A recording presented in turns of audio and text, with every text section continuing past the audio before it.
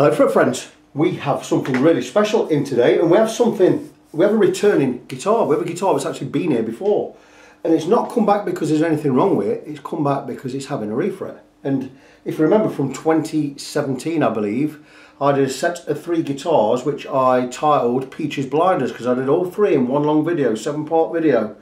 And there was a PV Jack Daniels, there was an Axis, what's the Axis one? The EVH Axis one, I can't remember what it's called. The Wolfgang. For one of those, which I did a refret on. I did a fret level on the Jack Daniels, and I did a fret level on a JJ. And this is a JJ Custom Jewel guitar. And if you don't remember it, I'll show it you. And there you go, and what a beauty it is. And when this came in, I gave it a fret level. And it went away, and Peachy was happy with all 3 guitars, but he says he's absolutely hammered this. He says the frets are getting too low for him, so he wants a refret, and he's already chosen the fret wire he wants, and we're going with a super jumbo fret wire. It's 2.9mm wide by 1.4mm high, so a nice big fat round fret wire. I have some in stock. I have HOSCO brand in stock, which is one of my favourite fret wires. It's Japanese, it's 18% nickel silver, so it's quite hard, and we're going to put some of that in there. And let me just read you some spec on this guitar, because I've had to go look it up, and it's got something like what we call a German carve on the body, 25-inch scale length, 12-inch radius, 22 fret, Graphtech 43mm nut, it's a bound Brazilian mahogany body, cream bound fingerboard, East Indian rosewood fingerboard.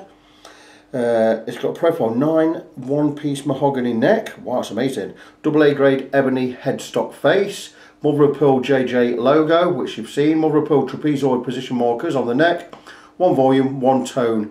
It comes in a combination of pickups, but this one has come with a P90 and a humbucker.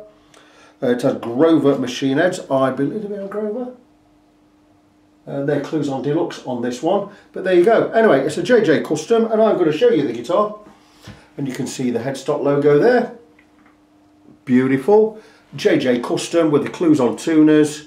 Everything else mentioned, the binding. Now, as you do see, it is a rosewood fingerboard, but it does have a bound neck, so I'm going to have to work around the binding. That is no problem for me. Well, I've already priced this up for Peachy, Rob Peach. He's the owner of this guitar, that's why I called him Peachy's Blinders. I met Rob Peach on Facebook, of all places, but he worked at Hiscox Cases for a long time. He actually left there last year, and he's working self-employed now.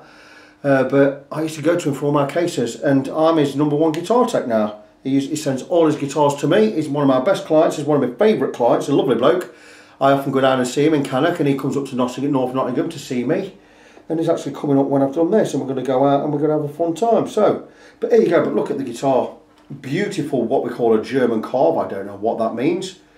There's a lovely sparkle to this. This is a one of a kind. I don't think there are any others like this, because it's a custom build, so you haven't built what I like. There's a lovely sparkle to this. It's fantastic. So I'm going to be careful with it. I'm going to put it back in its case, because I'm going to start. Well, I'm going to start the refret today. I'm not going to start the refret today, but I am going to I'm going to get the strings. I'm going to play it for a bit. Oh, that's what I'm going to do first. I'm going to play it. I'm going to get the strings off. I'm going to remove the nut, and I'm going to have a go at getting these frets out tonight. I can do various things offline. I can radius the fret wire and get the fret wire cut ready, clean the slots, whatever. But I will come back and give you updates at small intervals. I'm not going to make this video super or uber in depth, because I've got quite a bit on at the moment, it being the beginning of the year.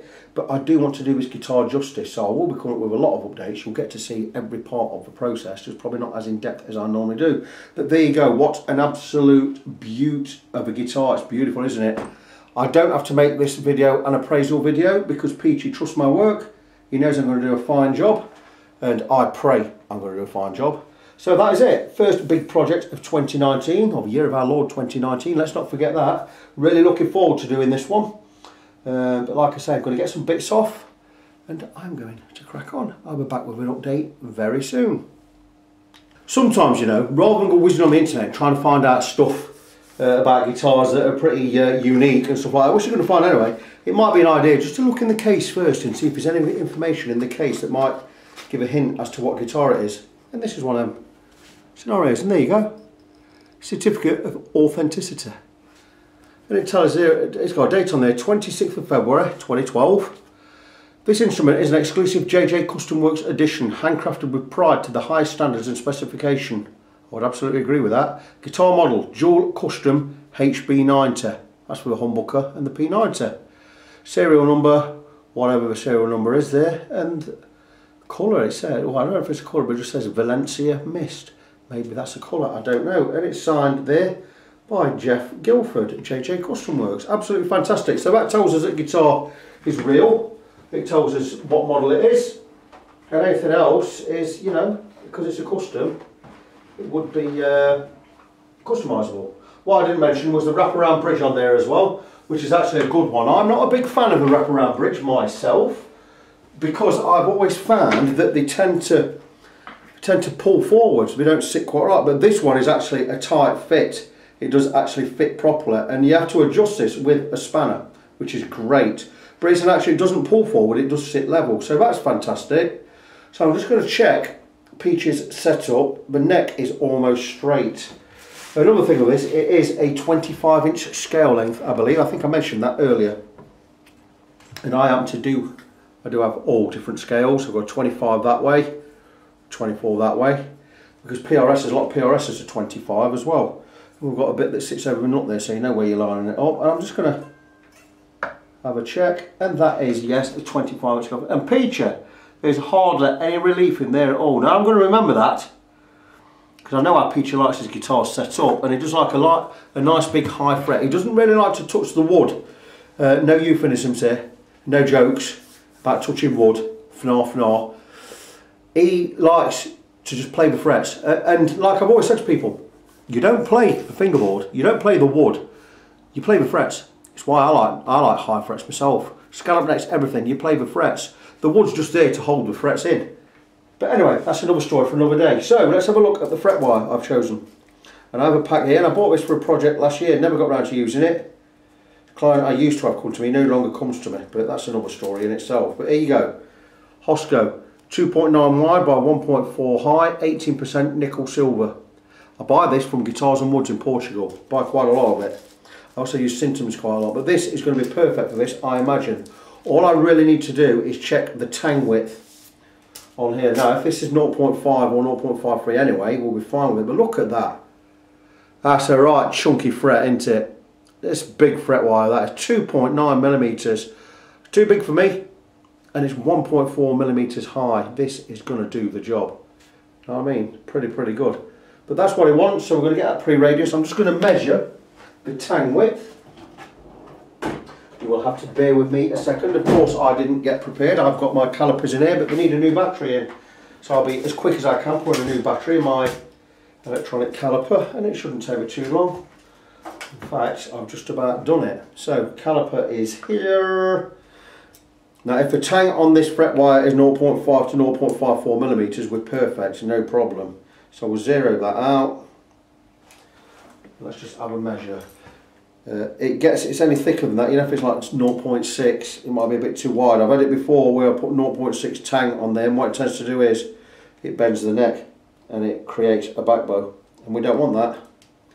Right, we're zeroed out, that's good. So let's just check the width anyway for starters. 2.93. Oh, that's nice and wide, and the height. Well, yeah, 1.4. Wow. And the tang width, pretty difficult to measure because sometimes you do grab a tang. And that is saying 0.55 will just get away with that. Check again, just checking another area. 0.53, that's what I thought it would be. Let me just lock that off. 0.5, that's beautiful. So that is perfect. It's a perfect one for this guitar. Check one more time in a third area. You can never check too much of these things because 0.85, that's not hecking right, is it? What's if we zero it out? Okay, let's have a look again. You've got to try and get a place here where you don't hit a tang with the caliper. And that is there. 0.7. I must be measuring this wrong.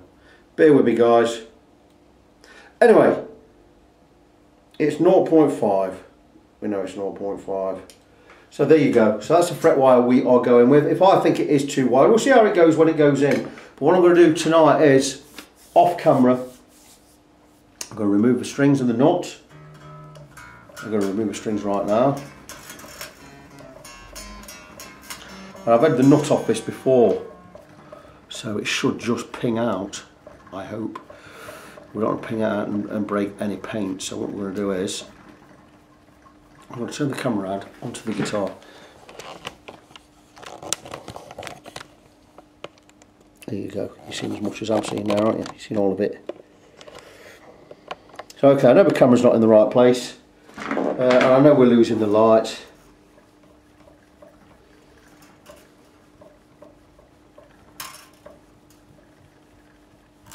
But we have to make do. We're in winter time. It's just, we're January the 3rd.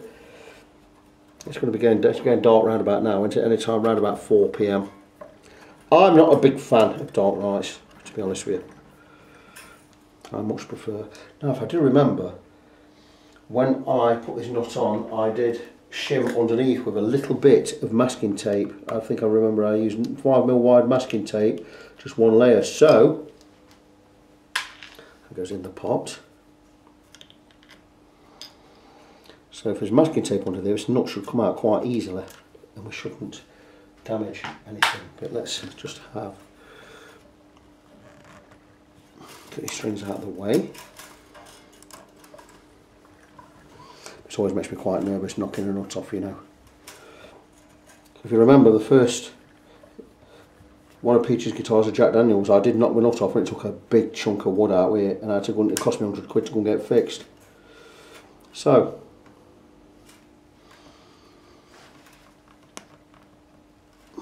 let's just give it a little tap with a fretting hammer.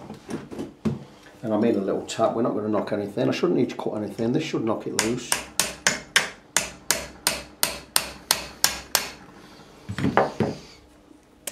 And there you go, and it's come straight off, and that's fantastic. And you'll see underneath, if I just move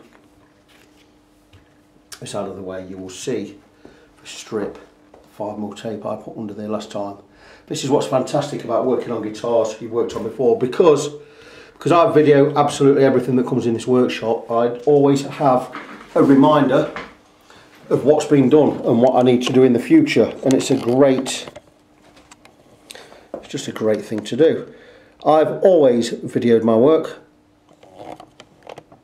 and it comes in handy for situations like this. You know, I've got a returning guitar and it's coming for a refret, and I already know what happened to it in its past because I keep a record of what I did on it, and that's just fantastic. So yeah, great stuff. So the nut's off already. I'm going to remove it. I'm not going to. I'm going to put the nut back on in a minute because I'm going to have a play on this before I do the refret. But what I'm going to do is I'm going to remove the frets tonight. And how I'm going to remove them is I'm going to take a soldering iron, I'm going to heat the fret. I have some fantastic new fret pullers, which I will show you in a second, didn't I? Right here. I bought myself a rake of brand new fretting tools before Christmas, so back end of 2018, and these are a Guitars and Wood brand, Portuguese company, excuse me. And these are the bee's knees. They're a fret puller. These get right in under the fret because they're ground flat at the bottom. What a great tool this is. I've used them once, but what I'm going to be doing is I'll be heating the fret. Oh, they are flat. You just give them some hammer, Peachy. You want to see the size of the bloke? He's massive. It's like the only monster. He's huge. He's got these frets some hammer. But anyway, I will get some heat into the frets using a regular soldering iron, and when I remove them with these fret pullers, I will go under with a Stumac chip stopper.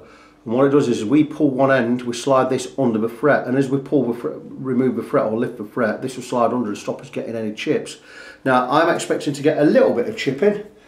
It's rosewood, it doesn't chip as much as ebony does, but I'm expecting to get a little bit of chipping. But if we do get chipping, we shall repair it. What I'm going to do is, I would like to have shown you this part of the process, or this part of the job. You know what, I'm not going to play the guitar, I'm going to remove the fret now. Am I? No, I'll tell you what, I'm not. I may come back and film me removing a fret or two tonight. I don't want to make this video too long. We're already losing the light now. I bet this will look pretty crap on screen as it is anyway. If you want to see how I remove frets using these and my chip stoppers, click back a video or two and you'll see it on there. You know, because I'm quite thorough in my videos. I'm not going to video it because I want to work on this guitar. In fact, I want to do another 2 or 3 hours on this guitar tonight. And I don't really want to film in this light, so I'm going to crack on with it. I may come back and give you a little update later. If I have any problems removing the frets or anything, I will come back and let you know. So you'll now see that I'm set up for removing frets. And I have a portable light here so I can shine some light on where we're working so you can see. I can make do with this light anyway, but it's not good for the camera. And I have a soldering iron heated up to about just over 320 degrees Celsius. I have a fret guard, which I'm putting over the fret I'm going to remove. And what I'm going to do is I'm going to heat the fret. And I've not heated it beforehand, so this could take a while. I do have a specially adapted bit for doing this, but I couldn't be bothered to get it out of the cupboard, so I'm using my regular fretting. And my soldering machine here, should I say. So I'm just going to heat up the fret slightly. I've got the fret guard on there just in case I slip with the soldering iron. I don't want to mark the fingerboard, even though I'm going to sand the fingerboard anyway. I still don't want to mark it and put a big divot in it with heat. But this is just in case there's any glue in there, and I feel if it's getting warm. And no, it's not really, it's getting warm, but it's not hot. And it's just, if there's any glue in there, it's going to melt the glue, or at least soften the glue and make it easier to remove the fret. I've not seen any smoke, so I doubt that there's any glue in there. And what I'm going to do is I'm going to go with my fret puller in a second. Now there's a slight colouring of the frets now I'm doing this, so I think we're getting enough heat in there. And let's give this one a go. We'll move the fret guard. I'm going to get the fret puller in there. It doesn't matter which side we go into, but I'm going to go right on this far edge. And the puller is not grabbing it, oh it is, it's just grabbing it now, look. There you go, I'll just get the light out of the way. We've got that edge and we're going to take the chip stopper, we're going to get it underneath. You'll get to see how this works in a moment. And the chip stopper you see is going to go under the fret. I don't know if you can see there, can you? I've not got it up enough. A little bit stubborn these frets, but there you go. And hopefully I can get my arm out of the way and you'll see how this works. As I get under the fret. Wow, this is stubborn. But there you go, we've got the first one out and we have absolutely no chipping at all. So that is fantastic. That's the first fret out. It's not hot at all. I don't think the soldering iron is going to be much use. I think I'll use the other one. Let's just, we're not going to worry about clearing that slot out just yet. I could actually show you that. You know what? I've shown you how to pull one fret. We've got no chipping at all, so I'm going to show you how I clear out the fret slot ready for putting a new fret in. And then I can just blob on with this off camera. You may not be familiar with phrases like blob on. It means get a move on with it or carry on with it, for anyone who's not into English local dialect or slang. But anyway, let's show you how we would clear a fret slot. And I have this lovely little Hosco saw. And it's got a blade on each side and it fits. It's put 1/2 millimetre and it fits right inside, and we are able to just saw inside. Now you can't see it because my hand is holding the thingy, but let me just try and show you. I'm going to show you really gently. And this will go inside the slot, and it means we can clear the slot of any gunk, ready for a new fret going in. And you may have to be a little bit, you know, just get in there and just be a little bit careful. We don't want to cut through the binding because that would be a disaster, because it means we've got to replace the binding then. But there you go, we've got some stubborn glue in there, but we've now got it out. And now we can just gently saw in the slot, and we've sawed right in the slot there. And that slot will be ready for a new fret. So I may as well repeat the process. Get some heat in this fret, start in the middle. I know it's a bit boring for you guys, but you know, you've got to put up with it. Another little problem I may have later is the nut I've just removed, well the new nut going in there is exactly the same height as the one I've just removed. So it may not be high enough for the new frets, because the new frets going in are 1.4 millimetres high. Once I've levelled all of the frets, they may be, they're going to be about 1.3 millimetres high, and I don't think the nut is going to be high enough. Now if that is the case, I'm going to build up this nut shelf area, and we're going to have to put a shim in there. Now I don't know what I'm using yet. I may get a little sliver of maple, stain it black, cut it to shape and file it really thin, about 1/2 millimetre, and that should be enough, but we'll see. I think we'll cross that bridge when we get to it, because there's nothing I can do about it right now. But what I'll do is, the old nut, I will get that on first when we've got the new frets in, and we'll check the string height. We're a long way from that yet, we're a day or two from that area.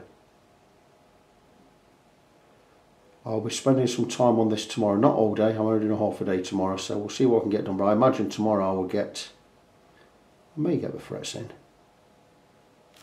See if we get any heat in there. Yes, it's getting nice and warm.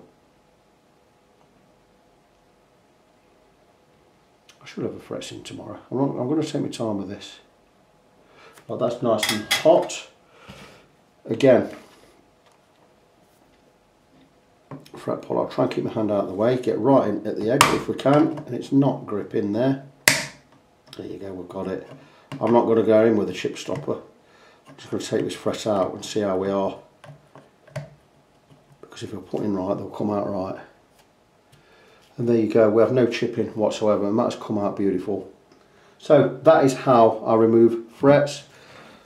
I would like this should be clamped. I'm going to clamp this on the other table, get the rest of the frets out. But here we go with the little saw, and we're just going to go inside and just remove. There is glue in there. I would imagine they've probably just dropped some tight bond in there as a space filler, rather than, frets don't need gluing in. But there you go. That is nice and clean. We have removed 2 frets, as you can see. It is a long-winded process. It's going to take me a long while to get all of these out because they're in quite stiff.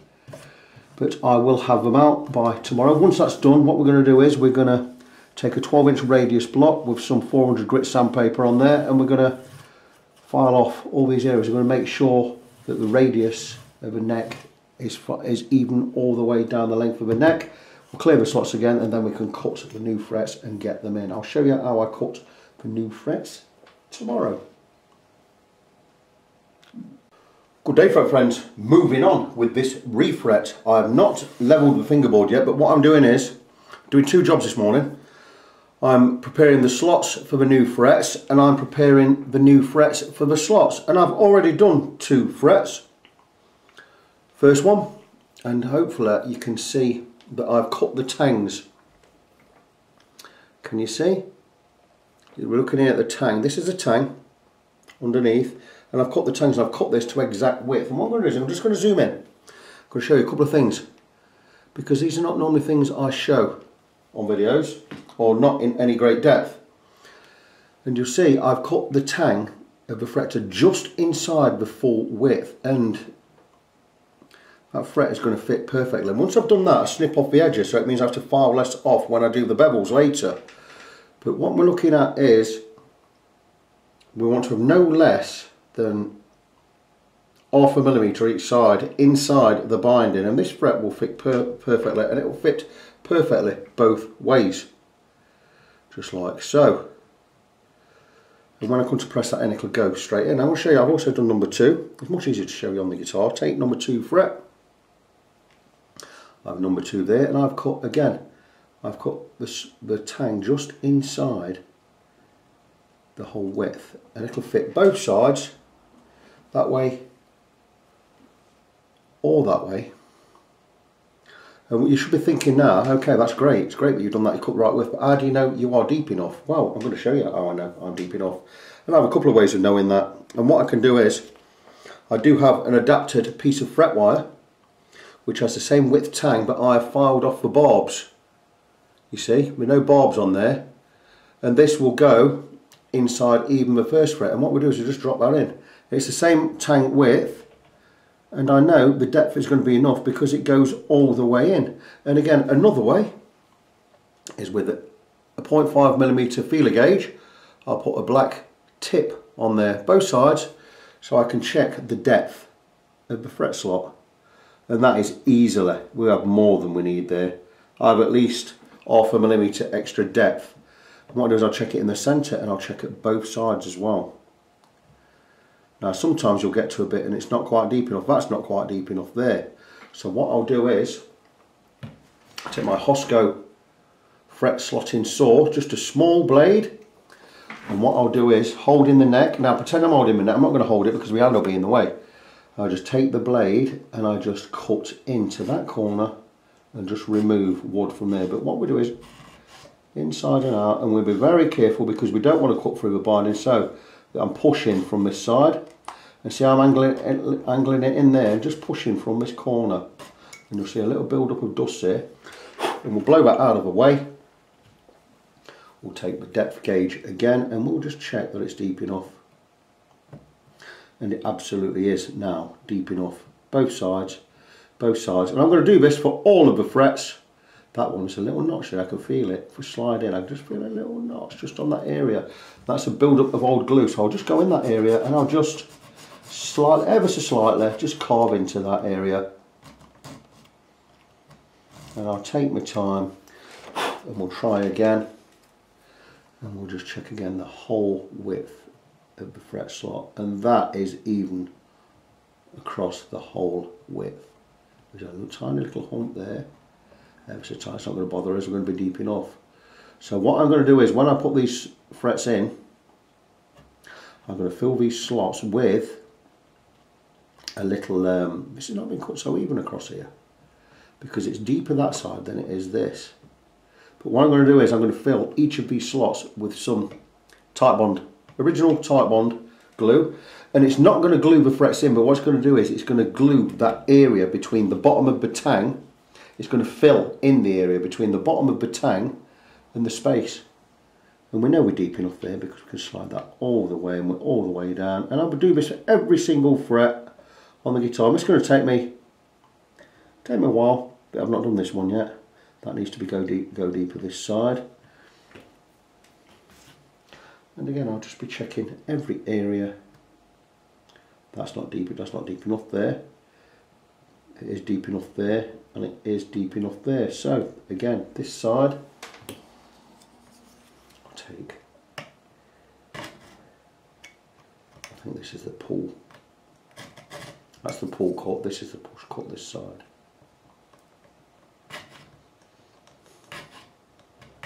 And it can be a little bit stubborn sometimes, you've just got to take the time. You see there's a lot of movement there, there's quite a bit of pressure to get this in, but just take your time. Don't go gung-ho, because you do not want to be cutting through the binding. I think I mentioned that earlier. So always inside the binding, you just take your time.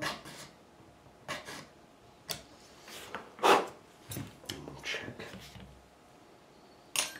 Excuse me. Check again, we'll take our time, in and in, and we have enough clearance there now, but I'll just check again with the depth gauge. We could go a little bit, still a little bit more. Just a matter of being patient. I mean, that looks like it is enough. But patience really is a virtue on this job. Here you go, now we're getting there. Build up a glue on this edge here, because when you put your fret in, the glue is going to try and get out at the edges and at these sides here, and it's always going to push up at this end. What it has done, again, just nice and gentle.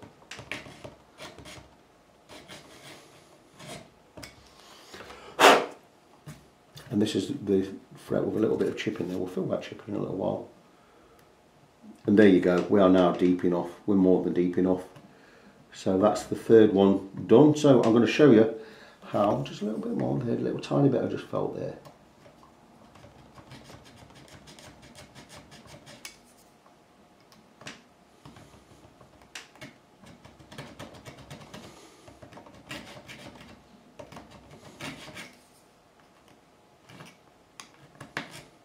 And that's it, we're smooth in there.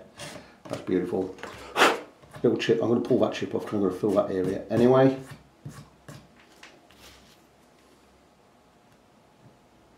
That's beautiful. And now what we're going to do is I'm going to cut the fret for that slot. So you may as well see it all. So here's the fret. I'm assuming you can see from where you are. We have not cut the tang. But what I'm going to do is I'm going to take my tang nibber. Brand new one, this is a Sintoms one. It will cut stainless if I need it to. Fantastic little device. You always have the pull bit furthest away from you. And as this pull pulls down, it's going to cut the tang. What we do, we always put the fret in this way, and it's just basically just pull and snip, and it just removes a little bit at a time.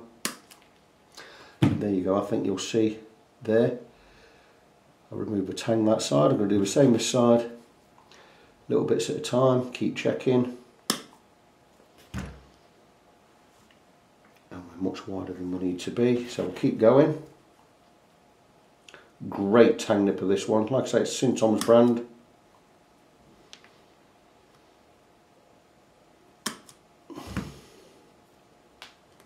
And the good thing about this one is it cuts flush to the top of the fret. I still need to go a little bit more.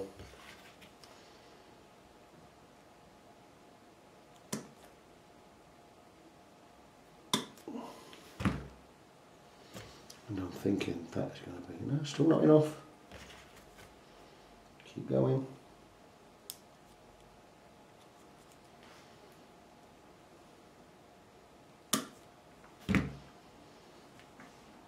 And there we are, and that's perfect. And we can just check that the width is right. Once we have the fret where it needs to be, we're going to take the nibber or the plier this side, flush cut plier, and that's it. We have cut the fret to width. It's a little bit wider than it needs to be, just a tiny bit, but what we'll be able to do is we'll be able to file these edges off when we come down the side later. We'll not go into the binding. Be a lot easier. So, getting a little bit late in the afternoon now. We are around about, what time are we at? 3:30, 3:30 in the afternoon. I have the frets all cut, every one from the first to the last. Just show where we are with that one and show where we are with this one. And we have more or less cut to exact width, not exact, a little tiny overlap at the end. But I have them all done. All of the slots are cut and checked for depth. I can just pick any random one here. And there you go. And all of them are cut. But what I need to do now is, there are a couple of chipped areas I need to repair. There's one there. There's one there. And there is one there. So 3 chips to repair. Once that's done, I'm going to re-radius the whole fingerboard. Now, there is a slight undulation in the middle of the board and down at this end where the neck kind of goes up and down, just a tiny bit. I've got the not straight edge on there, and now we'll just have a quick look why that is on there. Let me tell you where we are. We're straight here. We have a tiny undulation here around about frets 5 to, no, where is it? 5 to 8. We level off again, then we've just got a little bit of fall off from frets, probably frets 19 down to 22.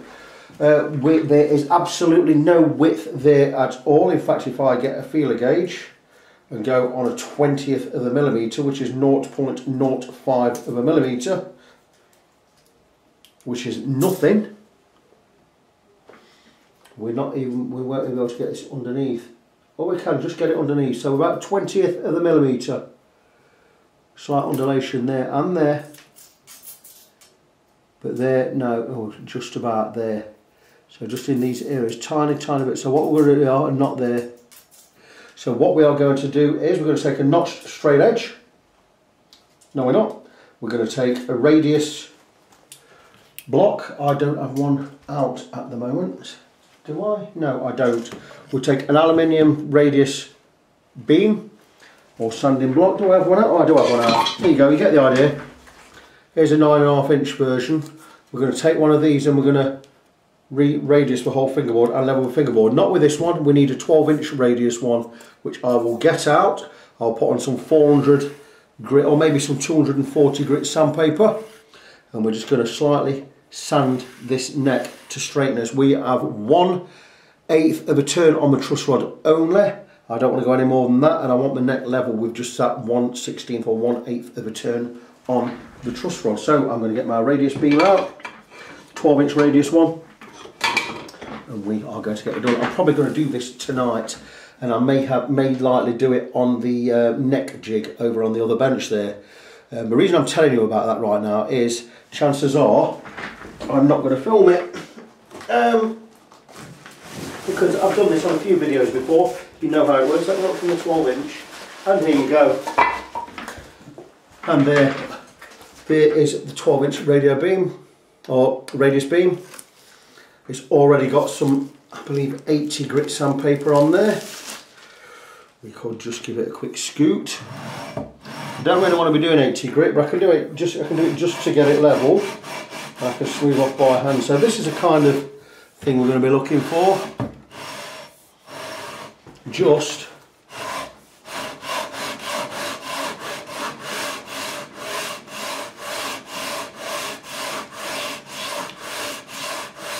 there you go. I may as well continue because just going ever so lightly. I will finish by hand. But if I just keep checking this.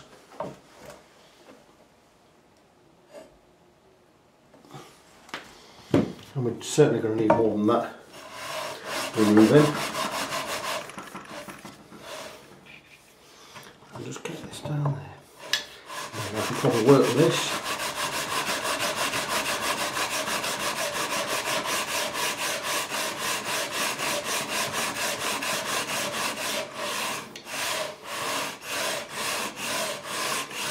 Because this is only really going to remove anything from the areas I need it removing. And I will every now and again go and check.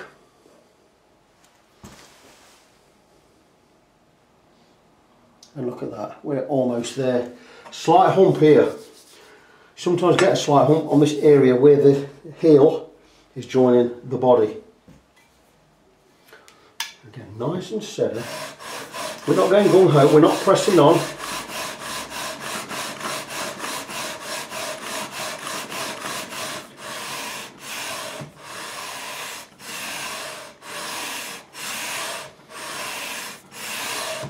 People will say you shouldn't go both directions because you'll remove more from one area than another. What absolute twaddle. It's a perfectly straight radius beam. Perfectly straight. How is it going to remove some in the middle and not at the edges, or some at the edges and not in the middle? It's going to remove, it's going to be a uniform smoothness and cut or file or sand along the whole length. And again, we check. Always check. We never go gung-ho at anything like this. And that is beautiful.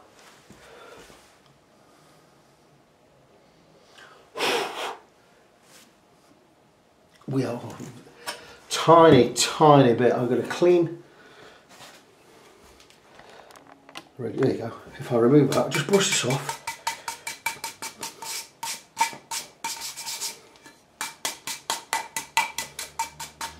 And what I've decided to do is I'm going to buy extra radius beams because I'm going to use some for sanding and some for clamping. But here you go with this, and we've cleaned it all up again. Nice clean surface, and we're just going to go again.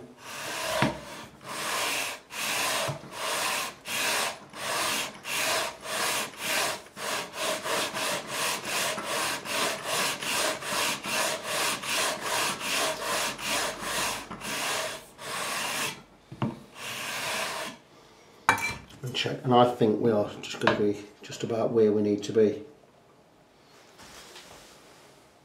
And we now have a perfectly radiused and straight neck. That looks fantastic. So we'll go and try on the edge and this edge. And that looks beautiful. Just a couple more strokes. There's a little bit there we've not touched. Just want to make sure. But we've removed no significant amount there, which is what we were looking for.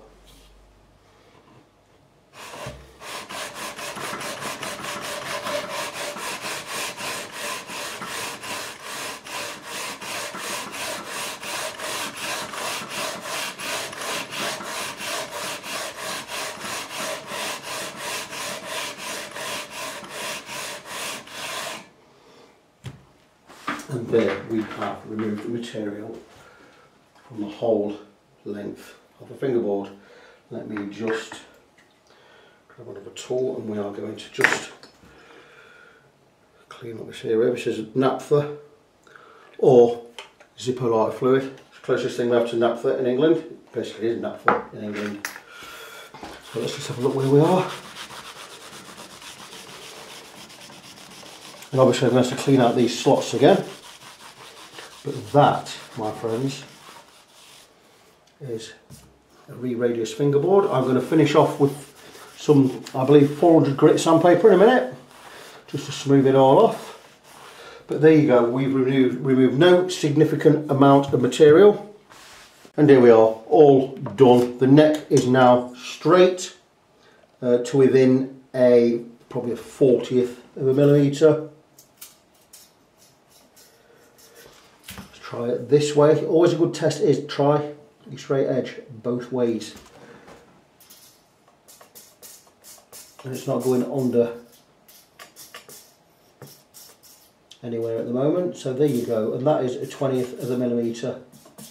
So we are good. We have a straight neck. I'm just going to finish off with no degrees here. I've just got a piece of 400 grit, and all I'm going to do is just smooth off,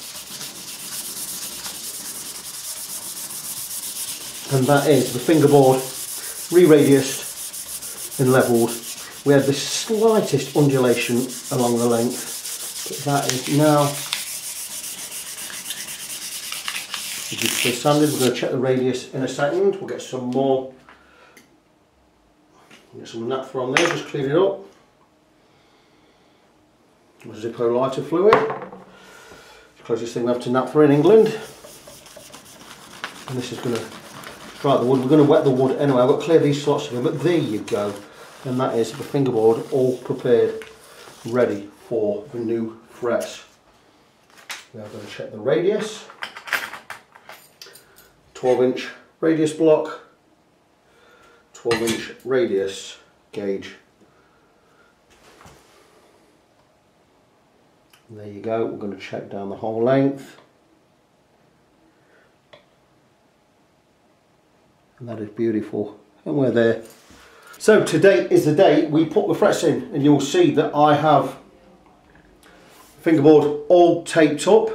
These slots here, I tape the neck up this way because all these slots here are the same width as the frets.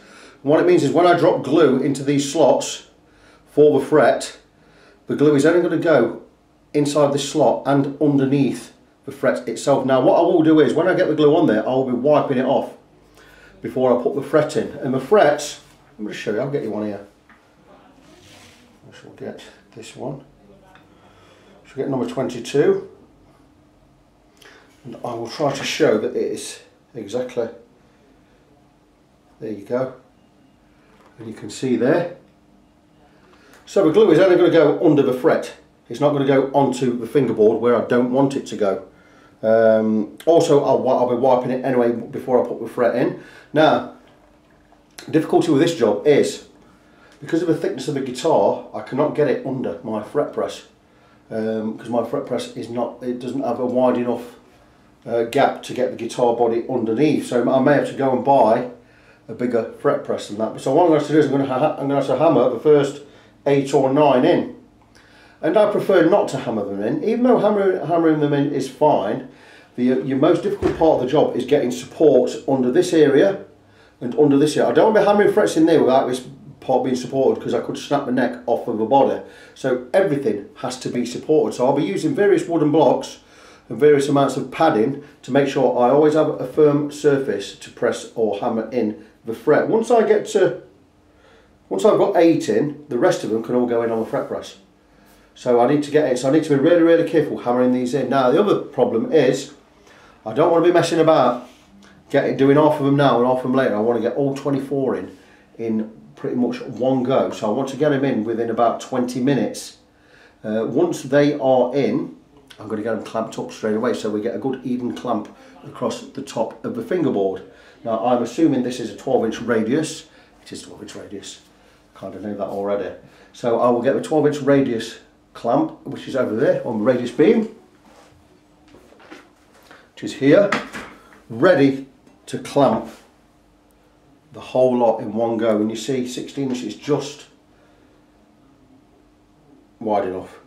We'll get a good clamp on them, we'll get them all pressed in and held in, and I will clamp that basically for I'll do it for the rest of the day. I do have another job to be getting on with later anyway. I have a fret level to do. So I will have this clamped today, and I'll finish off, once the frets are in, I'll do the beveling and all the edging and everything, and the fret leveling and the crowning. I can do all that tomorrow. I'm not going to, like I said, I'm not going to show hammering them in. There's plenty of videos showing you how to hammer frets in. I'll be using my brass head, and what I'll do is I'll tap each edge in, just with the plastic bit for now, just to get them in. Once that's in, I'll be tapping across the whole fret, and once I've got the edges right in, I'll go across the centre, and I'll be nice firm blows, but I won't be whacking it, no need to do that, just gentle taps just to ease it in, and all being well, they will go in nice. We'll get them seated well. They will need some levelling afterwards anyway, but that is what I'm going to be doing today. You will see that I have various parts of the guitar taped over. This is for when I come to filing the frets and levelling them and doing the crown, because I don't want to dig into the body with a file.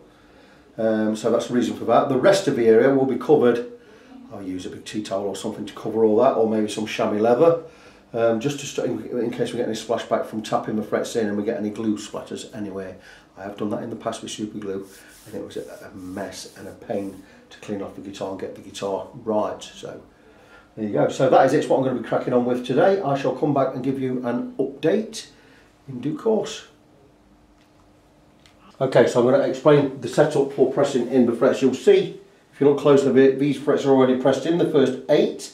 I actually did that, I hammered those in earlier and clamped it down.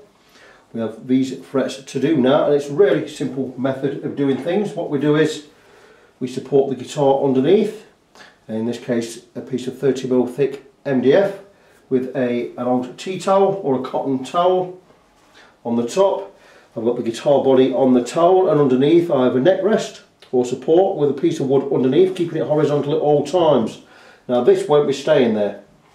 That block will be under each fret when I put it in. I'm going to get some glue in there, I'm going to put a fret in, and I'm going to lightly tap with a fretting hammer so we get the frets seated more or less, and then we're going to come across, we'll remove this. Really, really simple device, and what we'll do is we'll slide the guitar along, move in the neck brace at the same time, and all we're going to do is we will get it underneath the fret press and we will press in the fret. Now obviously I've not got this lined up or anything yet. I will get it lined up and set properly shortly, but we'll be pressing the frets in like such, moving along, pressing again, nice even pressure, moving along. And I imagine I'm going to do, I think I have 14 to do, so I'll probably do 7 at a time. I'll get the glue in there, blah blah blah, and what I'll do is once the 7 are in, I'll do some clean up, then I'll get the other 7 in. Once that's done, we'll wipe all the excess glue off, we'll get the clamp back on, and we'll clamp the whole lot. Really simple method. This will slide up and down, staying level. It's a great way of getting them in.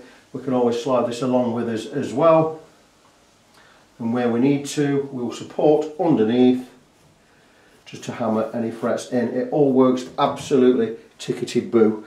I'm not going to film anything. I need to get a core in there, 12-inch core, which I'm going to do. I'm going to start gluing up these slots. I'm not going to show anything. You can see how it works. Really, really simple. We have a fret core holder here on a 1 ton or half a ton arbor press. It's just a matter of pulling over, clamping in, letting go. Really, really simple device. Very good. But I would not get this part of the guitar with the body and this body in the way. I wouldn't get it under there. It's too thick, so we wouldn't get any pressure. But these last 14 we can do on the press. A very quick update before I finish for the night, because I've got things planned.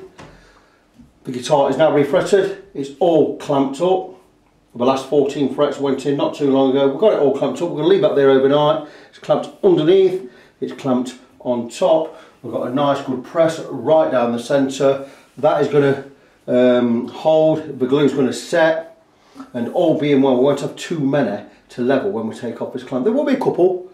They always do not see exactly right, all of them. So will be a bit of levelling to be done. The fact that also I cut the frets to almost exact width, just a little bit over, it means it should be a lot easier trimming the edges. Let's hope that is the case, because it'll be a bit tricky on a set neck. because we don't want to be digging into the body. It's why I cover these areas in Scotch 3M masking tape. Everything's taped up, we've cleaned off all the excess glue, all the squeeze out, so we should be really fine with this. So I'm looking forward to getting the clamp off tomorrow and seeing where we are, and we'll get all the levelling done and get the frets finished. Right, just a quick snippet on showing how I bevel the edges of these frets and how I stop digging into the side of the neck. Now we've got everything taped up, so it'll be really, really difficult to get scrape the side of the binding, which we don't want to do anyway. But rather than using a beveling file which is on a block with a 35-degree angle file in there, we'd normally go across and do the lot in one go, but that causes problems, especially coming into the body area, because you tend to scratch into the body. So I recently have started doing it all by hand. And you may think with the guitar not affixed to anything or not clamped it'd be quite difficult, but it's actually not. And I have a straight file for this, but it's actually a fret leveling file. this should be stuck on a handlebar, right? But we have two safe edges. So if I do it like this, which I do, and what I do is to remove the edges and the overlap, I basically take it at a very, very slight angle and I give it some. And what I do is I have 3 thicknesses of tape there, so I'm not going to go into it. And what I will do is I will just come across the whole length, using my fingers underneath as a guide so I don't dig down into this, for instance, the holding thing. And what I'll do is I'll really take my time and I'll do this like so and get the edges done. But once it comes to doing the beveling, what I want to do is I want more of a bevel at this end. I'll probably go with a 25-30 degree bevel here, but as I get to this end of the guitar I'm going to come straighter, and that's going to give us more fret to play with at this end. So once we get past the 12th, 13th fret, for instance, we're going to have more fret, more width. So that is basically how I do it, and it's just a matter of taking your time. And sometimes I'll hold the guitar vertical and do it that way by hand. You can't actually see that right now. I may show that a little bit later. I've already done this side, and once I've got the frets where more or less where I need them to be, then I'll go to my beautiful Valorbe Swiss made number 4 cut file, which is a super smooth file. It gives a very, very fine and smooth cut. Great brand this, Valorbe, Swiss made.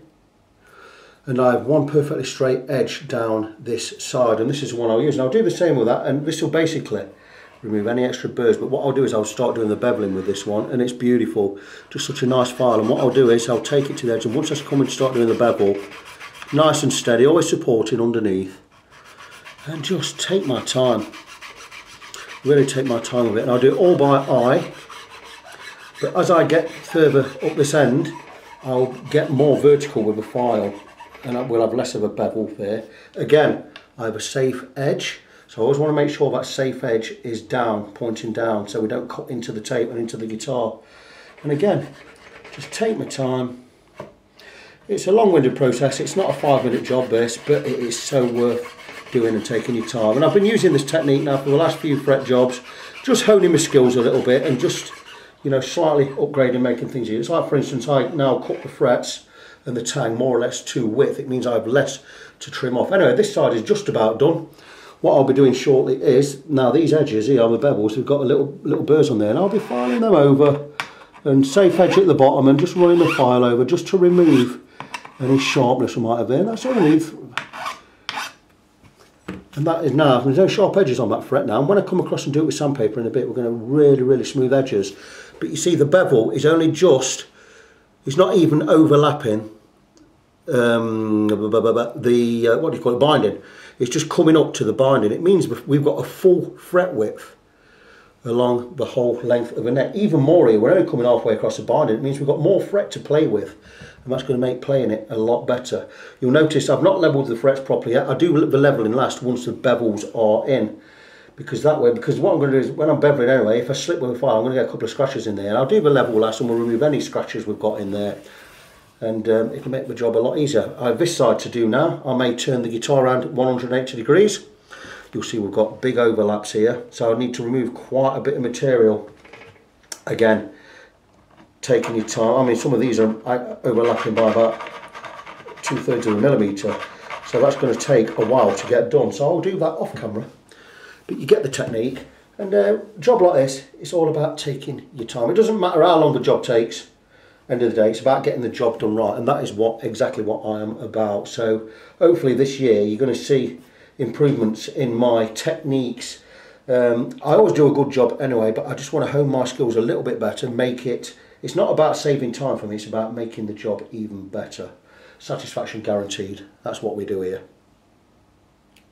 Right, I've turned the guitar around 180 degrees and I'm going to give you more of an idea of how we bevel these edges, and I've already started. And I'm just going to zoom in just a little and you'll get more of an idea of how I work this. Okay, so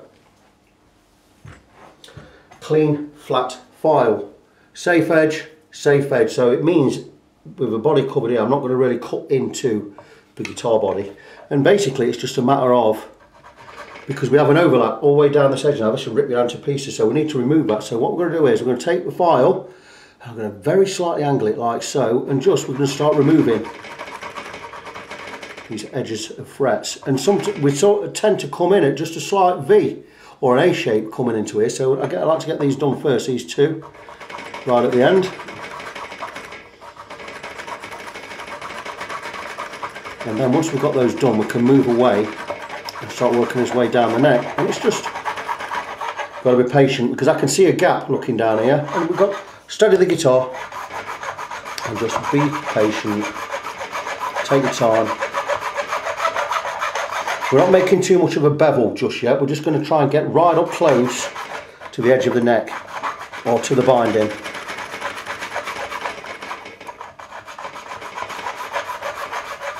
And it takes a while, got to be patient with this, but once we start moving along the neck we can start doing bigger strokes. And you're looking down this way, at this angle, I can see a gap there. Once that gap starts to get close to being gone, we slow down a little.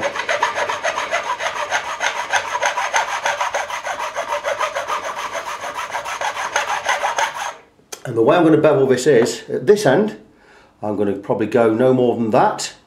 But when I get further down this end, I'm going to go slightly more across. We're going to have more of a bevel at this end, less of a bevel at this end. It gives us more fret to play with in the higher register. As you can see, this side's already done. There's a little bit of overlap there, which I'll finish off with the smoother file. Once the tape is off, I'll be very careful once the tape's off. I'll be doing really slow strokes. But anyway, I'm going to crack on with this. I can't give you a time limit. I don't know how long this takes. It just takes a bit of a while. So, you can hear the file working. That's vertical, hardly cutting. The reason I can go vertical is I have tape running down the side of the binding, so we're not cutting into the binding or anything. We want to get as close as we can. That tape will be removed later and I'll be doing it by hand very, very gently, because I won't want to cut into the binding. As you can see, it takes a while.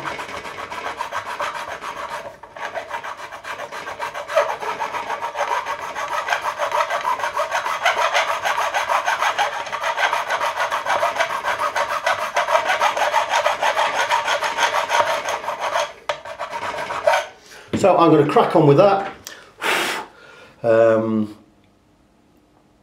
Like I say, it's not a quick job. It will take a while. I've got quite a big overlap down here as well. I can go with bigger strokes down this end, for instance.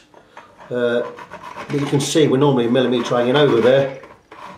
So it's just about being patient. Once that's done, I'll be coming across with the finer file. Beautiful this.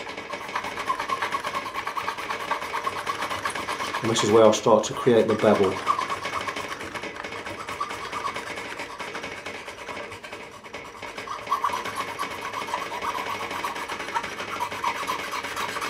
A lot of work to be done, so I'll come back when I've got this all done and we can move on to the levelling and the crowning. Moving on a little bit, and it's not been a very productive day today, and that's for reasons beyond my control. I was up working on a guitar. Well, I set up another guitar this morning. I thought before I do this I'll do an appraisal on another guitar, which I did, and I thought great, I can work on this all afternoon, well, from about 11 o'clock onwards. And I had a problem with my PC. I got a blue screen. I was encoding some video to upload to YouTube for my channel, and I went back upstairs and there was a blue screen of death on there. My computer had shut down. It says there's a problem, it needs to shut down, blah blah blah. So I did that and it wouldn't boot back in. Wouldn't boot back into Windows or anything. I'm running Windows 10 on that. It's a new build computer. I've only had it a few months. The only things that aren't new on it were the memory and the graphics card. Now the graphics card is a really good graphics card, but it was a really good graphics card in 2012. Even by today's standards, it'll outperform any of the budget or sub £200 graphics cards. So it's a good graphics card. And I thought that may be it. The only other thing with my recent build was I bought some used memory rather than brand new. So I thought it's got to be the memory or the graphics card anyway. I did certain things that you do, tried a few things here and there, and it was the memory, so I've had to go buy some new memory for that. But I only found that I didn't find it out straight away. I had to test the computer here and there and keep pulling bits out, blah blah blah. So I've not worked on this at all today. So I've still got the edges to do, and I've more or less done the edges, but I just want to show how I finish off the edging when I'm where I need to be. And what I like to do is, when I'm doing this by hand with a file, like so, I've already shown you how I do it. Blah blah blah blah blah, like so, and I come across and just do it all by hand, like so. But when it comes to finishing off, I like to check that all the frets are just inside the binding here, the edge of the frets, which means we're not gonna get any cutting. Now that's really smooth anyway. So that's we need to do these burrs on here, but I do a thumb test and I scrape down the side of the bevel, and I want to feel that binding just on the outside of the bevel, and I can. And that is the acid test for me, and once we're there, then it means I've gone in enough. So that's great, and I do the same this side, just so I can feel. And there's some areas up here I couldn't feel that binding, but I can there. So this filing job now is now inside the binding. Just there's another one there. And what I do is when I come to this side, and what I'm going to do is just up and down and across the fret.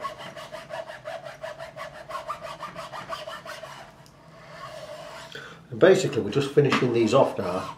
And I've checked all these and I've been along and I'm happy that that is where I need to be. So all I need to do now is roll these edges, and I'm going to get that out of the way. And I'm going to bring the camera in just a little bit closer, because what I need to do now is I need to roll these bevels. I'm going to come in just a little bit, just like so. And by rolling these bevels, I mean here, we've got the beveled edges here, but these bits on there are still quite sharp. So what I'm going to do is I'm going to find a safe edge. There is no teeth on this side, and all we're going to do is we're going to roll these edges over, and I'm going to come across that side, and I'm going to, you see what I'm doing, I'm just going to roll over the arc, and just roll down like so. And what that's done is it's rolled over the edges, and that is now beautifully rounded.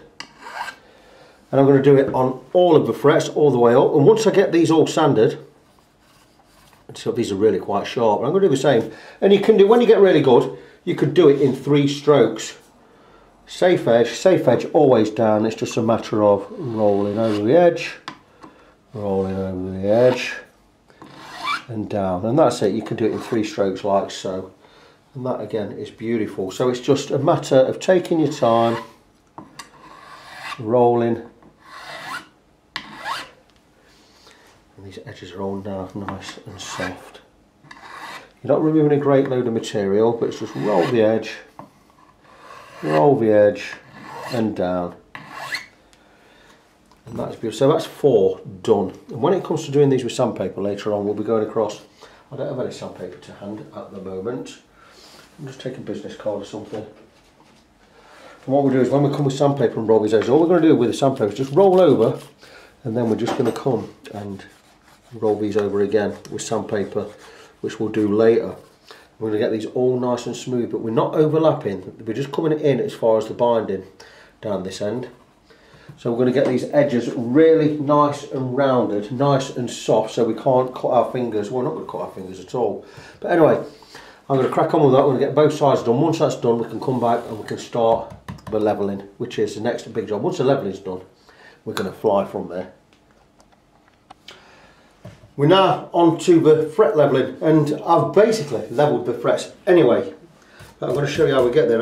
All this is basically dust filings off the frets, And what I tend to do is I need to get the frets level, so I mark off which ones are high and I'll flatten them with a file, remove most of the material where they're high, and then I'll go over with a whetstone and I'll go across with 1000 grit just to smooth it all off, following the radius, and I can see where I've filed. But then we need to make sure that we are going straight. But once I've done the 1000 grit, I'll go across with 400 grit, blah blah blah, just to smooth off those scratches. I'm then going to come across with the levelling beam, which is, this is milled flat, both sides, you know all about this. 240 grit that side, 400 grit that side. And what I'll need to do is I need to basically mark the frets with a marker over the top in black. We're flattening all these tops, but we're levelling all of the frets. We've moved a little bit of material, but what I need to do now is, now I have been level, I need to go over a radius block, which is what I'm going to do.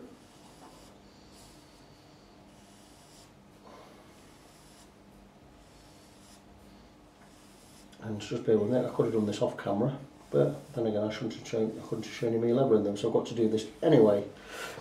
So we're going across the top of all of the frets.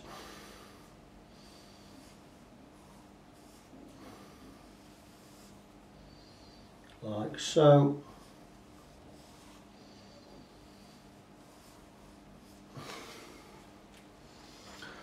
Like I say, this is milled perfectly flat, both these edges, that edge and this edge. We have 240 grit that side for removing main material, 400 grit this side. Just going to give that a little brush. If there's anything loose on there, we've got rid of it. And what I'm looking to do is remove all of the pen in not too many strokes, and it shouldn't take long because I know the frets are level. I'm going in a straight line. I'm not following that angle, I'm going in a straight line. I'm going to follow a radius round this way.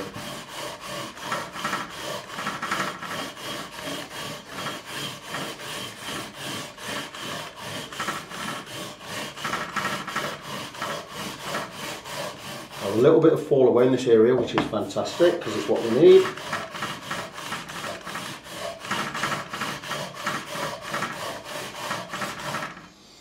And that's it.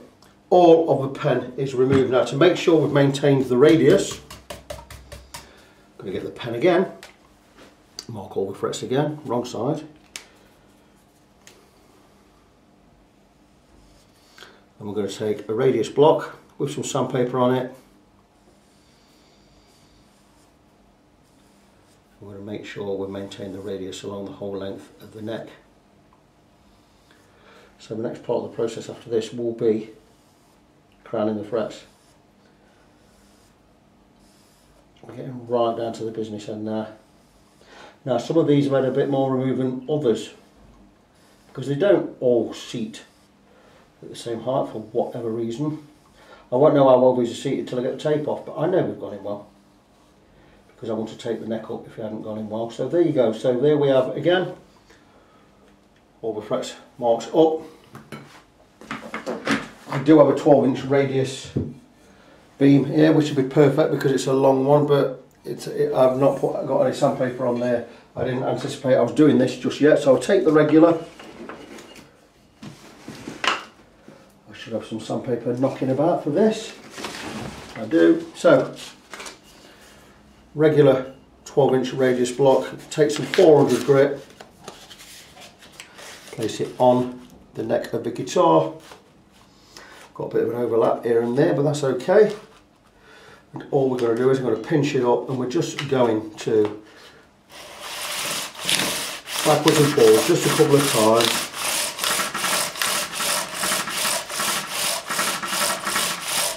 Just to maintain that 12-inch radius. Just a matter of course, I always turn it around and go the opposite way.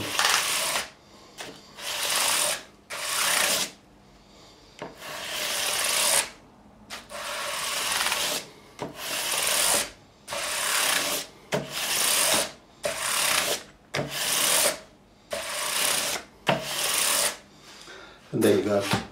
All of the pen is gone. We've maintained the radius along the length of the whole fingerboard. I will check it with a radius gauge. I'm sure it's going to be absolutely fine.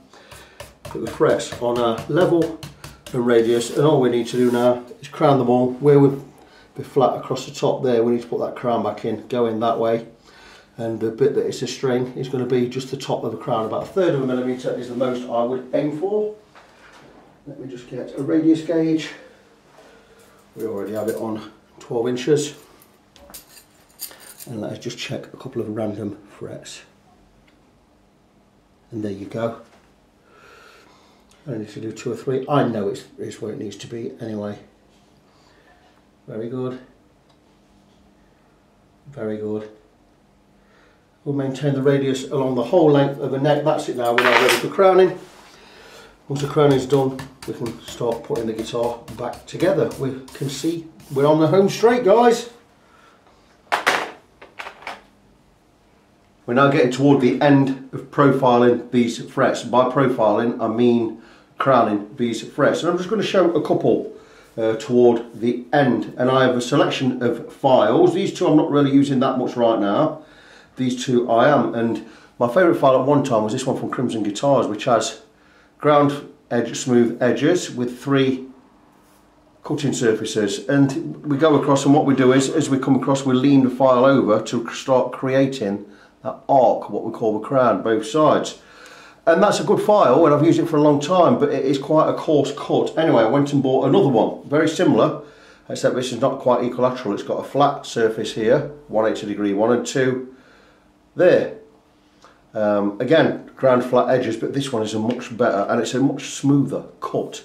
It's round, I would say that's possibly a number 3 or number 4 file, or number 4 cut. And this is the one I'm going to be using. And when it comes to finishing off, once I've built that crown, I'll use this one, profiling file here, to basically shape it uniformly along the whole fret. Because if I'm doing it with a hand file, I may not get that complete uniform arc. I may be a bit skew with one way or a bit skew with the other. And this will just basically remove any burrs and reshape, as I've done with these prior to it, blah blah blah. It's just a matter of doing that. What I must always do is always make sure we have a clean cutting surface, so we always wipe a file. Always wipe a file. And you'll see there's a little bit just gone on there. So that's, I'm going to be using these 2 files. Now when it comes to finishing off, I do have another profiling file, and this is a diamond file. Very expensive. This was a gift to me from Nigel Roberts. Nigel Roberts you may know as Leicestershire Luthier, or Leicestershire-luthier.co.uk. He's a fantastic, he's my go-to guy. To me, he's the best fretman in England, maybe in Europe, I don't know, but to me he's my favourite. I've learned so much from him. He gave me this as a gift, and I'll use this to just finish off. This surface is profiled to the arc we want, but it has diamond in there. It's a diamond file, very expensive, but very, very good. And this will just even out anything. And I can see the dust already being formed there.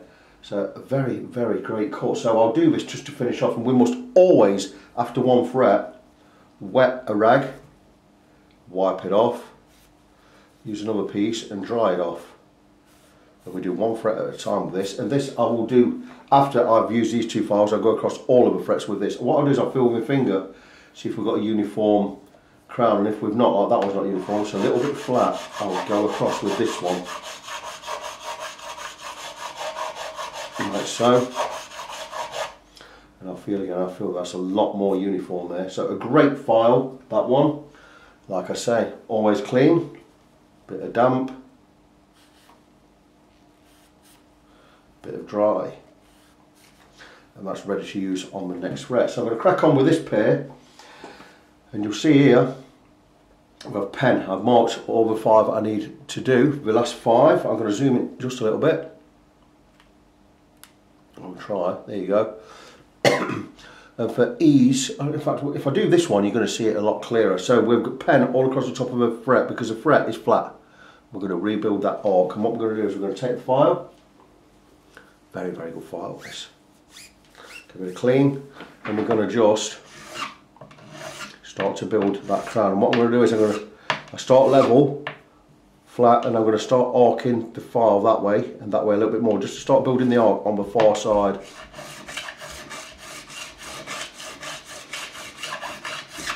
And what I'm looking to do is just leave a thin line across the top of the fret. That's that side done. I'm going to now come to this side and I'm going to arc the file away from the camera to build the crown that side. And you'll see I've just got a thin black line down the centre of the fret, and that is what I want. That is going to be the contact point of the string on the fret.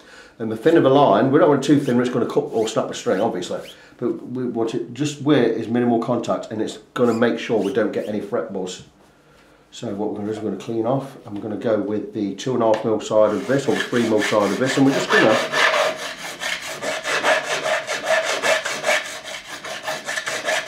shape the edges and make sure we've got a uniform arc all the way across.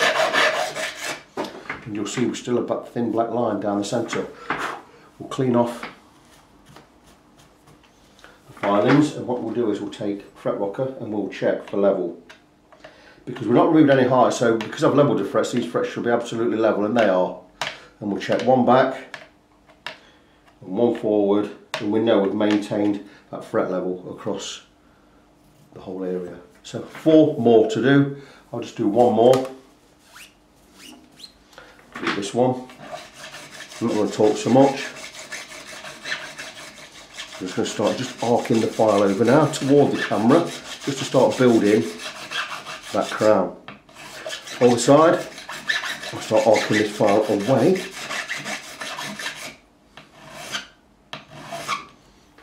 Wipe the file. Clean the area. Again, just a couple of forward strokes. And again, there you go. Take the profiling file. Clean. Blow.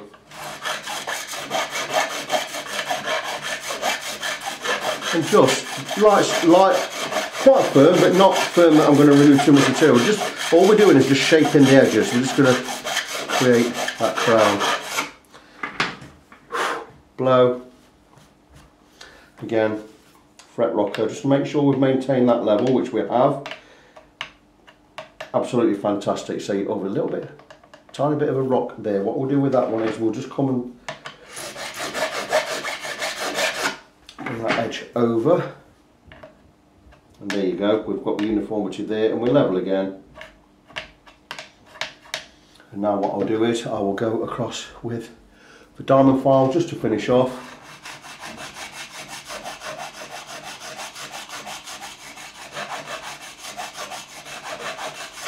With a keen-eyed among you will just see little bits of material there. It's a fretting material. Just come off. Fine, fine. This is a real smooth file. I don't know what grit it's supposed to be. They do come in a 300 grit and a 150 grit. I don't know which one this is. I just know it's very, very nice.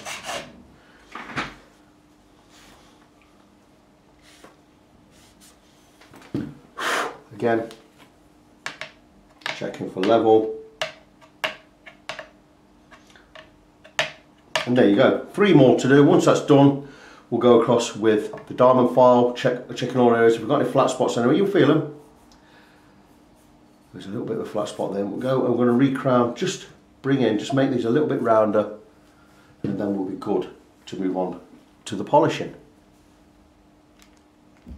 We've now moved over to the finishing bench, and this is where I'm going to be polishing the frets. We've got them all level, we've got them all recrowned.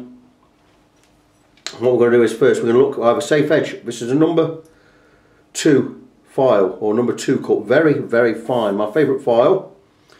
And we have what you call a safe edge. This edge here is perfectly smooth. So we're going to round off the edges or the bevels on these frets. It's only going to take a few strokes. We're going to do a lot this side, then I'm going to go around the other side of the bench and do the other side. What we're going to do is we're going to use this safe edge on the base. So we're not going to cut into the tape or into the guitar. All we're going to do is we're going to round off these beveled edges here, and it's just a few strokes. You could do it with 3 strokes like so. And what we're doing is we're just rounding off these bevels here. I can zoom in just a little, just to show you better. And again, the safe edge down, and we're just going to roll over these beveled edges just like so, and that's it. We're going to do all of them. I'm going to start at the bottom and roll over to the centre and down, and all we're doing is taking off these rough edges there. You have to remove a lot of material, just nice and light strokes, and that's it. And what I'll do is, once these are done, I've got 4 done, I'll take some 400 grit paper and we're just going to round over. I'd normally start with 600 grit for this. I've got some 400 to hand, so I'm using the 400. But that is just going to round over the edges of these frets, and it's going to stop them cutting into our fingers. It's going to be nice and smooth. So I'm going to get this done. I'm going to go all up this side and all down this side. We're going to smooth them all off, and then we can get on to the polishing. Polishing, I will be going with, as always, 5 different grits of sandpaper. I've not cut it to size yet, but I will start with 800, 1000, 1200, 1500 and finish off with 2000. So 5 different grits. I'll cut some off, we'll polish the frets this way. I'll go across this way with 600 just to put some scratches in there. I'll be polishing all the scratches out with these 5 grits. We'll finish off with steel wool, and I may even complete the job using fret rubbers from Crimson Guitars. I'm showing this now because I may not film any of this, I don't know yet. So we'll go across this way with 600 grit, then we'll polish this way. Now we polish not to make the frets just shiny, we polish to remove scratches and to bring a shine to them. So it's 2 processes in one. We're going to make these really, really super smooth, glass-like, and we're going to look fantastic. Once we get the tape off and oil the fingerboard, we're going to look absolutely fabulous. What I need to do after I've got these frets all polished up and nice, we're going to fit a nut. I'm not going to glue it in, I'm just going to fit a nut. We're going to get some strings on and we're going to see how the nut fares compared to the frets, because these frets, I went with quite a high one, 1.4mm. I would imagine we've got about 1.2mm height left on these frets, which is pretty good. It might be, it's going to be higher than the ones that came out, so we may need to raise that nut just a little bit at this end, but we'll cross that bridge when we get to it. So right at the business end of the polishing, I've been through with 6, in fact I've been through with 7 grits of sandpaper. Blah blah blah blah blah. This is 600 through, is it 600? 600, 800, 1000, 1200, 1500, 2000, so you've got 6 grits there. I also rounded over the edges with 400 grits, so we've gone through a lot of grits. And you have to excuse me, I've got a really, really bad cold. I've not been well this week, and I've got a really tickly cough and all that. I'm a bit bummed up. But anyway, all we need to do now is just finish off with some steel wool. I'm going to go right up the bevels.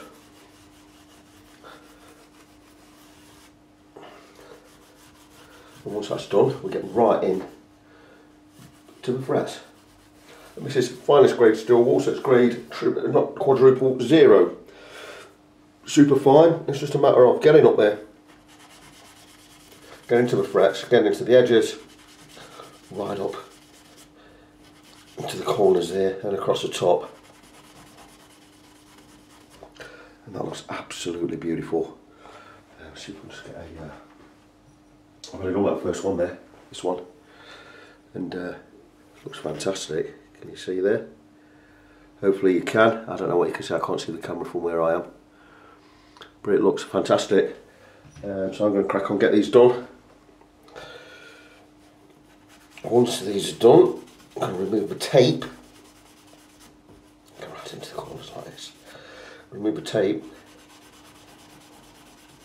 Treat the fingerboard.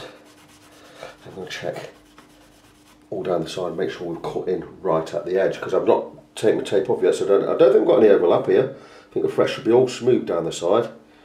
I've checked them anyway, and I always like to check with my fingernail, just that they're just slightly inside the binding, which these all seem to be just fine, so should be absolutely fine when I've got the tape off. We should be ready for the new nut. Now the new nut, I'd imagine we may have to shim it just a little, because the new nut is not really much higher, in fact it's not higher than the nut that came off. So I may have to shim just underneath. If I do shim underneath, I'm going to shim just with some electrical tape. It's a nice thickness. We'll bring it to the edge, you will not see it, it'll be invisible. And also later on, if we need to remove the nut, we'll have to just peel it off, and it'll just be about, I'm going to glue it to the tape, and it means we'll just be peeling off the tape from this wood here, make it a lot easier to remove. So that's probably what I'm going to do. Get some black insulating tape under the nut itself, and it should give us just the extra height we need just to cover or bring us up to the right height needed to just get over these frets, because these frets are slightly high. I'd imagine they're about 1.2mm high now, they've all been levelled and polished, but that's it. That's what I'm going to do. I'm going to crack on. I'm going through the paint barrier today. I'm going to crack on and we're going to get this done. We'll have this one done today. Just want to show where we are with these frets. Excuse me, I've got a cold, so my voice might be a bit deeper, and the light's not brilliant in here either. It's a bit of a bit dull outside today, but anyway, that's where we do. Let's have a look at the frets. We've now got them all polished, and they're in. All the frets are in. They look absolutely wonderful. Really pleased with how that's gone. You'll also notice, done something on it, because I'm doing everything by hand now, and I'm cutting frets to the exact width, especially tangs. You'll notice on this top end, I made the bevels really not very wide at all, much higher angle, probably about 15 degrees here, and they're well inside the binding, whereas at this end I've gone a little bit more of a bevel, so I've gone more of an angle, less of an angle at the top, so we're more or less vertical, just to give us more playing space at the top end of the guitar. Still beautifully, really nice, feel really good. They're not sticking out over the edges, they feel really, really nice, really smooth. And I'm really pleased with how that's gone. So all I need to do right now really is get a nut on there, get the tuners on, get some strings on and see where we are with the nut. I'm hoping I don't have to use a shim for the nut, but I think I might have to, because I used a shim for the nut before I even did the refret, and my nut and the frets were lower than they are now. I'd say we've got about 1.1, 1.2mm height on these frets, so I think we may have to use a shim. Like I said, I'm just going to use, for the moment, I used a piece of tape last time, 6mm tape. I'm going to cut some insulating tape, just one piece, just to fit in that slot, and I'm going to glue the nut to the insulating tape, on top of the insulating tape, and it means if I ever need to remove a nut later, we're peeling insulating tape off rather than knocking a nut out that's been glued in. It's a great way to do it, just in case we do need to remove it later, but if not, it is going to hold steady, it's going to hold there absolutely fine. I'm pleased with the fingerboard. Don't forget, I did re-radius the whole fingerboard. I'm pleased with how that's come out. There's one indentation here where I missed with the fret press. I could steam that out. I'm not going to, I'm going to leave it in just to show that that happened. It's a very small indentation. If you can see it, you're not going to see it under the strings anyway. No point steaming it out. We don't want to upset the fret in there. If we steam that out, we're probably going to upset the fret a little bit. We've got to level the fret again. So really, really pleased with how the frets have gone in. They look absolutely fine. The neck, if you remember, it was a bit undulating, a bit up and down, so we did re-radius the whole lot. It still doesn't look, I mean, it looks fantastic. It still looks pretty even though we removed a little bit more off this end than we did off this end. It still looks flat and straight. So we've not removed any great amount of material at all, certainly less than 0.5mm, but it looks really, really good. I'm sure it's going to play absolutely fantastic. Really pleased with the frets. They're looking well. We're not sure Peachy's going to be. I know Peachy's going to be well pleased with this. Really, really good. So get a nut on, get some strings on, and I'm not going to film everything now. I feel rotten today. I don't feel very good at all. I will get a nut on there, get some strings on, and see where we are. And if I don't need to do any faffing about, I'm just going to get it set up and get it ready to go out the door. He's coming for it in a couple of days. I know he appreciates me finishing it off while I've got flu, and that's great. But I just want to crack on today, because once I've done this one, that's it. I can clock off for a week. I ain't got to do anything. I've got some other stuff in, but I ain't got to do anything this week. And I'm not going to. I'm going to rest. I'm going to see this cold out, and we'll hit it heavy next Monday. And here we are, friends, and we are all done. And just what a fabulous guitar. Really, really pleased with how this has come out. JJ Custom Jewel, or JJ Jewel Custom. Just look at that. Had a complete refret. Now, those of you with a sharp memory will know that I fret leveled this a couple of years ago. In fact, I did 3 of Peachy's guitars, Rob Peachy's guitars, and I called them Peachy's Blinders. And I worked on 3 of his guitars, and this is one that came in, and this one, he had what's the Eddie Van Halen one? The old shape one, Axis thing, whatever. Wolfgang. He had one of them refretted, he had this fret leveled, and he had another Gibson fret leveled as well. And we decided I wanted bigger frets on this, so I've refretted it with jumbo fretwire, 2.9mm by 1.4, and that's it. It's had that, and it's had a setup, and I really took my time with this. I did have to re-radius the whole fingerboard because it was a bit undulating, a bit up and down, so I levelled it all off, re-radiused it along the whole length, and it's come out really, really good. Really pleased with how this is finished up. Just looks fantastic. So, he's coming for this now. It's on the way, that's why I'm rushing this video at the end. I've just realised I've got a little bit of super glue on that end down there. I'll just scrape that off in a second. But the guitar is done and it looks and plays fantastic. I know it's his favourite guitar, so he's really looking forward to getting this back because I know he's missed it. And there you go, so that's it, JJ Custom Jewel, refretted, beautifully refretted might I add, ready to go back.